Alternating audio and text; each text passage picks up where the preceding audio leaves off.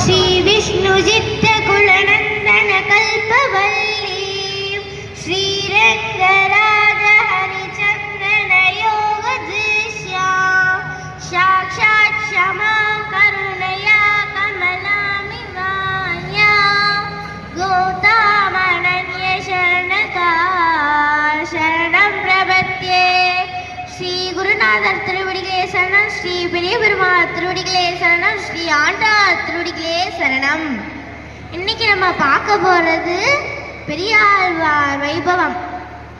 பொதுவாகவே ஸ்ரீரங்கம்னு சொல்லிட்டா நானும் ரங்க யாத்திரை கிளம்பிட்டேன்னு சொல்லிடணும். ஆனா ஸ்ரீவில்லிபுத்தூர்னு சொன்னா காலில் விழுந்து சேவிச்சிடணும்.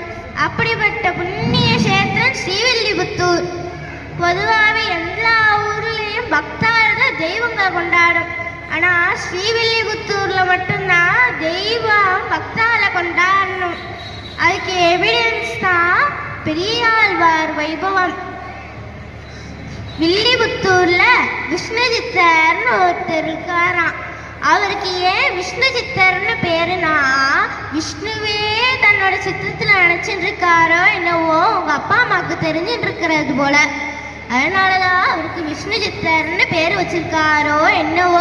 பேருக்கு ஏற்ற மாதிரியே விஷ்ணுஜித்தரும் அந்த வடபெருங்கோவிலுடையானையே தன்னோட சித்தத்தில் நினைச்சுட்டு இருக்கார்.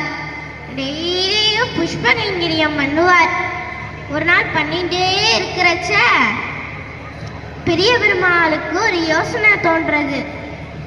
இந்த விஷ்ணுஜித்தரை அப்படியாவது ஒசத்தி பார்க்கணும் அப்படின்னு பாண்டிய மன்னருக்கு ஒரு சந்தேகம் ஏற்படுத்துறார். யாரு பரம்பொருள் அப்படின்ற சந்தேகத்தை ஏற்படுத்துறார். அதே நேரத்துல விஷ்ணுஜித்த சொப்பனத்துல போய் இங்கேவா பாண்டிய மன்னருக்கு இந்த மாதிரி சந்தேகம் வந்திருக்கு, நீதான் கிளியர் பண்ணி வச்சுட்டு வரணும் அப்படின்றாரு. நான் என்னப்பா செய்வேன், எனக்கு ஒன்னே தவிர எனக்கு யாரையுமே தெரியாதுப்பா அப்படின்றார். இல்லை இல்லை நான் பேர் கொடுத்துட்டேன், நீ போய் சொல்லிட்டு வரணும் அப்படின்னு மறைஞ்சிடுறாரு. அடுத்த நாள் காலையில எழுந்திரிச்சு எப்பயும் போல புஷ்ப கைங்கரியம் பண்ணிட்டு ஆத்துக்கு வரார். பார்த்தா ஆத்து வாசல்ல பல்லக்கு நிக்கிறது. யாருப்பா நீங்க அப்படின்றாரு விஷ்ணுஜித்தர்.